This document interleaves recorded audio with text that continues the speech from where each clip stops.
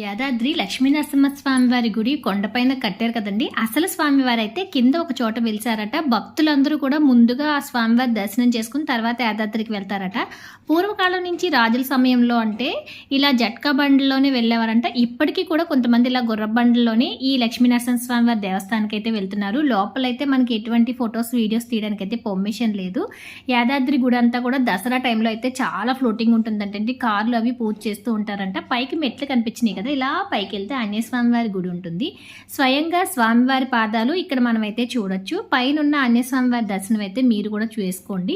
చుట్టూ ఉన్న వాతావరణం అంతా కూడా చాలా బాగుంటుంది. యాదాద్రికి వెళ్ళినప్పుడు తప్పకుండా ఇక్కడున్న లక్ష్మీ నరసింహస్వామి అంటే స్వామివారు ముందుగా వెలిసిన చోటునైతే దర్శనం చేసుకోండి. చాలా చాలా బాగుంటుంది. ఇక్కడ వాతావరణం అంతా కూడా చాలా బాగుంది. చాలా కోతులు ఉన్నాయి. చుట్టూ కొండల వాతావరణంతో అంతా ప్రశాంతంగా ఉంది.